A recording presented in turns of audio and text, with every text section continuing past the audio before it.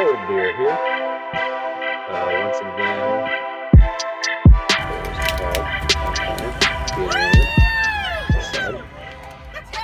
being a weirdo out there.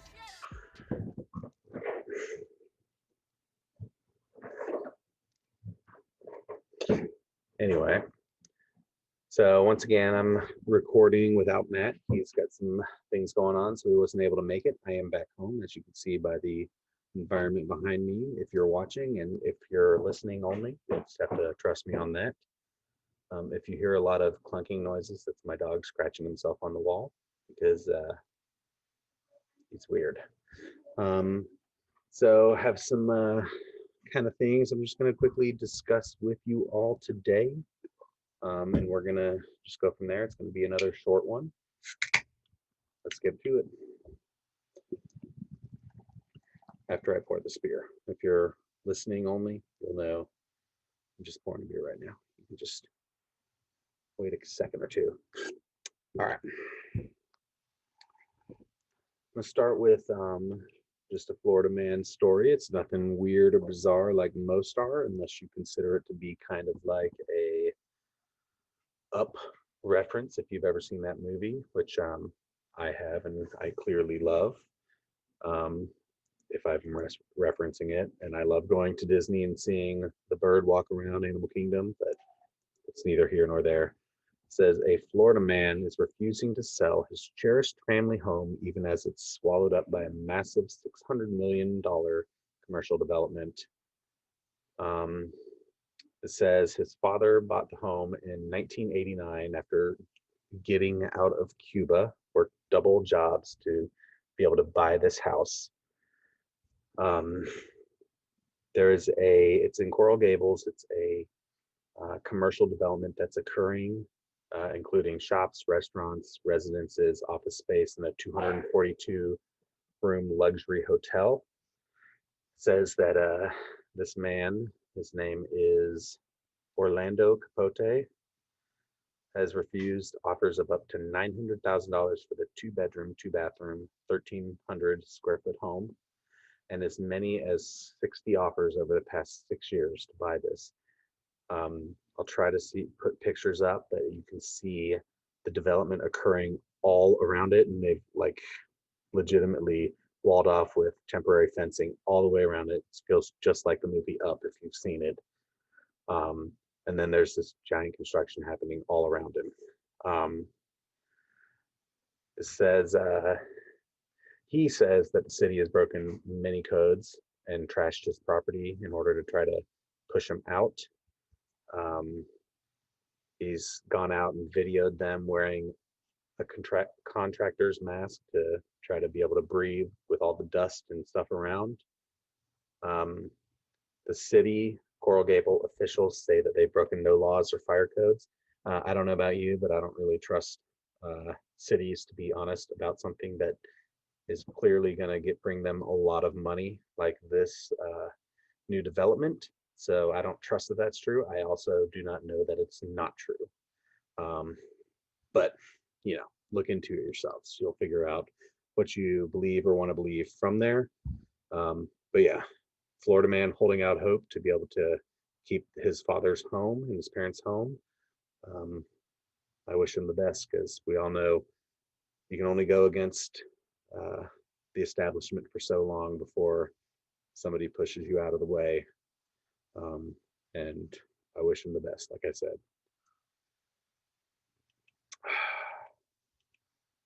That was me taking a sip. I'll just say, today I'm drinking a Cypress and Grove, which is in Gainesville. It's just behind the Main Street Publix if you're in Gainesville. Cool little brewery. It is in an old ice plant. They have their own well that was dug inside there. It's pretty cool. This is a Citrus Session Pale Ale, so it's dry hopped. Pretty tasty. You can definitely taste that. It seems to be dry hopped. A lot of hop flavor. Some of you out there don't appreciate IPAs like that, but for those of us with good taste and good taste buds, this one's for you. All right, I'm going to keep it on the off the non-beer related stuff for right now. If you're a college football fan, you know about um, NCAA, EA, NCAA. Um, so they, a while ago, a few months ago, several months ago, I forget exactly how long. It seems like it's been the longest year in recorded history. Um, Relativity, congratulations, we've reached it. But they announced that they were going to start making NCAA football again. And there was apparently uh, a EA Sports proposal to FBS schools, which identified a possible contract length as July 1st, 2023 to July 30th, 2027, which would cover 4 different editions of the game. A Freedom of Information request by Matt Brown, the publisher of Extra Points, revealed that the royalty rate that schools would receive, but the numbers have been hidden. So the only percentage revealed was a percentage from a previous proposal, which was an 8.5% royalty rate.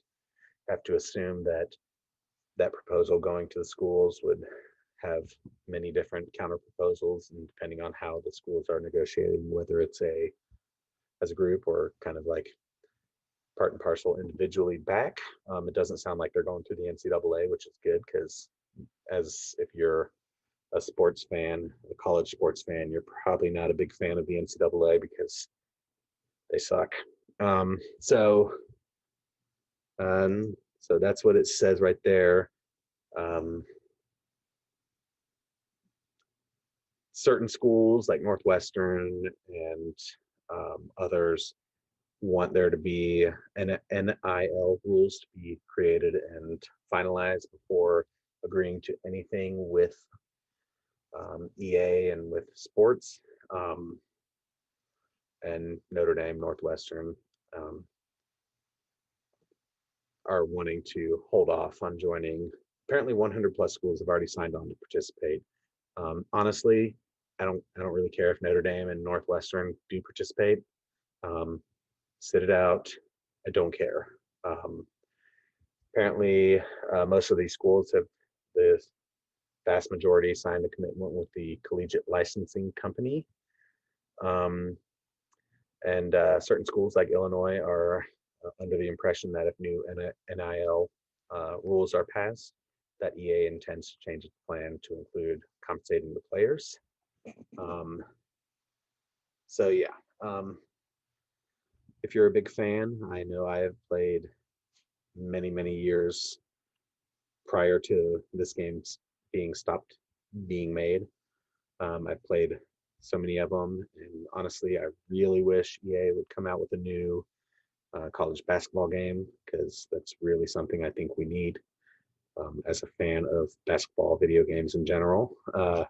Some of you don't care. Some of you, I've said this on Twitter before, and some people just think it's pointless. But I've had a lot of fun with them. It'd be fun if they would bring about more college sports games, and even if they could come out with one that had a lot of different, I don't know, maybe you could have a mode where you're the athletic director and you get to manage all the other different programs like volleyball and swimming and diving, track and field, or whatever. But there's no money to be made there. I just think it would be fun. So maybe one day in the future we'll get something like that.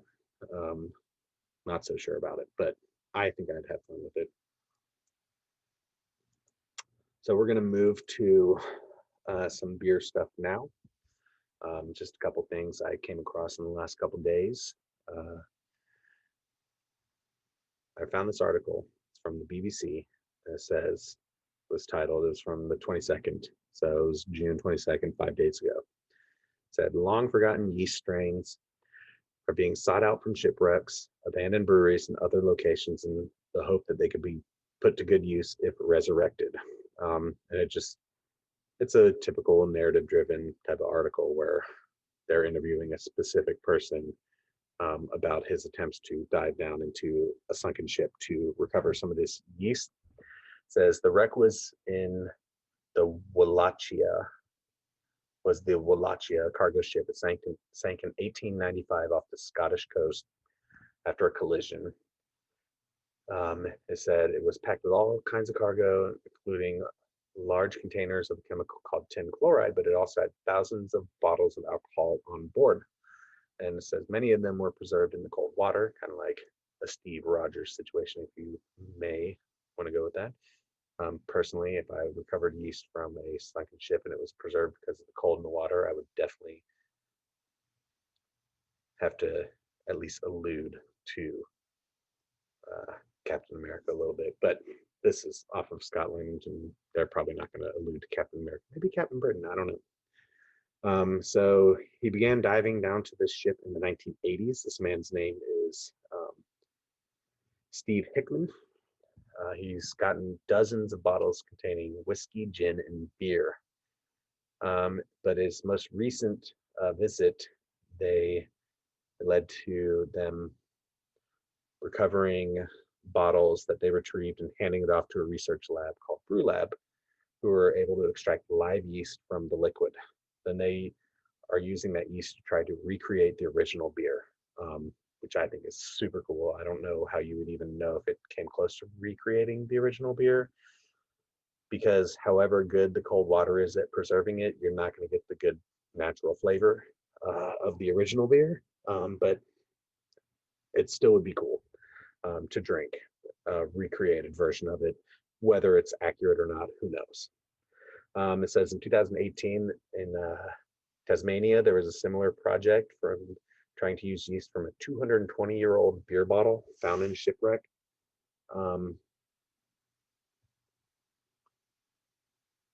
It said the beers contain an unusual type of yeast, and they were trying to evaluate whether they could have this long lost strain could have applications in modern brewing or even improve beers today. I just thought that was super interesting. I always love when I read about long recovered, like old recovered bottles of alcohol of any sort, or really anything, jars. I mean, anything that's old, it's always super cool when they recover it. But something about food products that you can then convert and try to use today, which is even cooler.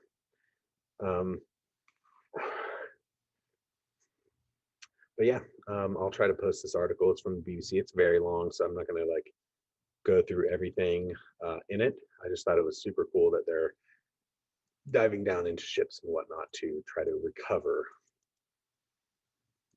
these yeast strains and stuff and try to recreate these original beers. Hopefully one day I get to try them. We'll see. It would be pretty awesome. Let me see. There was so recently, or there was what was it? Lakeland, University of Florida, IFAS, which is the agricultural department, whatever you want to call it, has IFAS has been trying to grow a specific strain of hops that are able to be easily grown in the university or in Florida, with our unique climate and everything that there is. So there finally is a beer brewed by Swan Brewing in Lakeland called Gator Pale Ale. And it's been produced with 100% locally grown, Florida grown hops. Usually there's hops that are grown in Florida. You have to be very specific and very careful in how you're growing them. It says they're made from all hops grown in Florida. Wimauma, Wimauma is where they were grown. Says these hops have kind of a big flavor of melon, honeydew, and cantaloupe.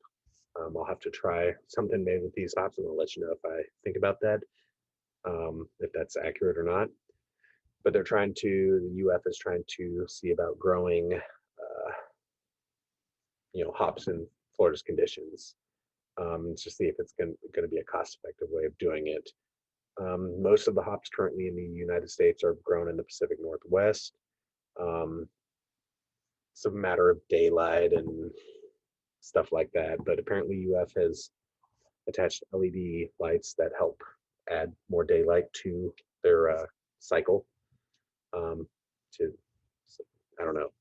You could probably do these at your own house because you could have a small garden where you have these lights to turn on automatically, LED lights, and give extra sunlight. I'll really have to go down there. I think it's in Lakeland. Um, it would be fun to try it. So maybe one of these times I'll get down there to Lakeland and see if they have any more beers on tap or if they still have some of this, or try to get my hands on some of it. If any of you are in Lakeland and you can get your hands on some of this beer and you want to send it to me, just hit me up and DM me on Twitter and I'll probably get it from you. But yeah, I thought that was pretty cool. Maybe, hopefully UF, since Swamphead and First Magnitude are both in Gainesville, we'll get some of these hops to Swamphead or First Mag or Cypress and Grove or whomever, Blackadder, and just so hopefully we can get to try some of them. Would be super cool, but I don't know. We'll see.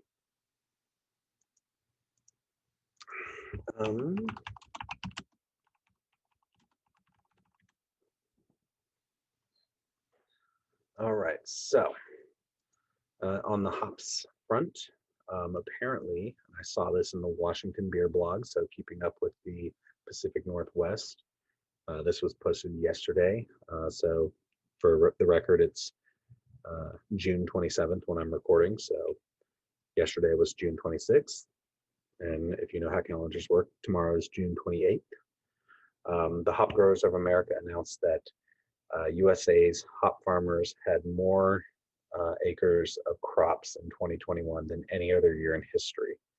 The US hop farmers had a total of about 61,000 acres of hops being grown, which is a 4% increase over last year. So congratulations, that's a lot.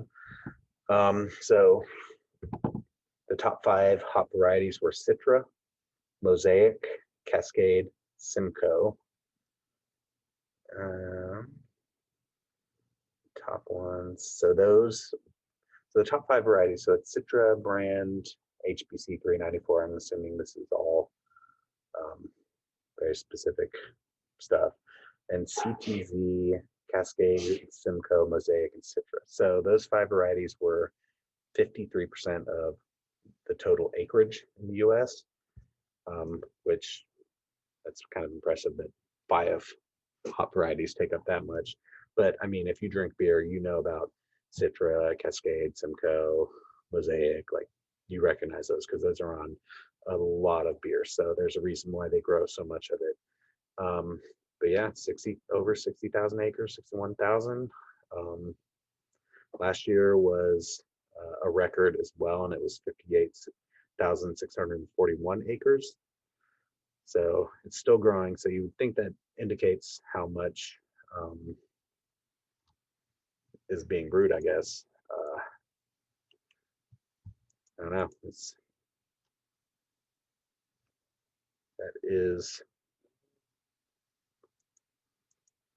That's a lot of hops. So anyway, I thought that was interesting. I really just wanted to pass along. You know, the hop industry is still going strong. Don't let anything dissuade you from it. As of right now, it's still going strong, even with COVID and everything. There's been some contraction, but overall, still going very strong. The final thing I'm going to discuss, and a couple episodes ago, the last time Matt and I had an episode together, we talked about some of the accusations and some of the things going around in the craft beer industry as far as sexual harassment and things like that. One of the biggest names in brewing is called Brewdog. They do a lot of crowdfunding, and they've got a lot of crowdfunding investors for over the last decade, give or take. It's really what helped turn them from a small story into one of the United Kingdom's into their biggest craft brewery. But after these rounds of accusations against BrewDog, misogyny, toxic attitude, junior workers, and pursuing growth no matter the cost. Um, some of the smaller investors are kind of revolting against them. One of the people interviewed in this, who had invested in previous rounds, says he had invested several £1,000s, said would not have invested if he'd known the culture within the company. I feel like, I'm not going to go too deep into this. BrewDog is not far from the only one having issues. Many are, but it just goes to show you, no matter the size and scale of the company that you are, you can have these issues if you don't keep a handle on it. So hopefully this is something that BrewDog and the owners and founders and the chief people in charge of it take seriously and work to actually fix. BrewDog has more than 100 bars, apparently. It says it now has more than 100 bars in cities including Las Vegas, Tokyo, Shanghai, Brisbane, dozens across the UK. Sold in major supermarkets. You can buy BrewDog. I know BrewDog non-alcoholic beer because my brother-in-law has drank that. So it's everywhere, and if they're having issues with this, then everyone can have issues with it. So I know Matt and I talked about it. I just wanted to emphasize. Says their valuation is close to $2 billion valuation as a company, which is a lot, obviously. But yeah, so they've grown a lot because they've used individual small-time investors. One of the owners promised change and independent review of the company's culture. Hopefully that's true, and hopefully they get it solved. But just, keep the pressure on. These companies need to do the right thing for everybody involved, and there's no making money isn't enough to push off all these issues anyway. So I'm going to finish up there. Just want to send out thoughts and prayers and best wishes for any of the people involved in this building collapse down there in South Florida. Looking bad right now. Hopefully they find some of these people that are currently missing or presumably buried in the building. Hopefully many of them were not, but if they haven't gotten in contact to let someone know that they weren't in the building, you have to assume they were. I know it collapsed very early in the morning, like 1:30. So hoping for the best, but that's a story that's still going to develop further from here. So I'm going to sign off from there. Thank you for listening. If you're watching on YouTube, thanks for giving us a watch. I'm going to try to do a tasting segment, record it tomorrow. I'm not doing it tonight. I was just on vacation in Colorado for the last 10 days. So I'm very tired and ready to just relax for a little bit from my vacation, if that makes any sense. So thanks for listening. Thanks for watching. Like, comment, subscribe, rate us 5 stars if you're listening on Apple Podcasts, or give us a follow on there. As always, cheers. Oh, by the way, this is my new koozie. It's from South Park Brewing, which is in Fairplay, Colorado. Pretty cool place. Get to drink beer brewed at just under 10,000 feet. So cheers.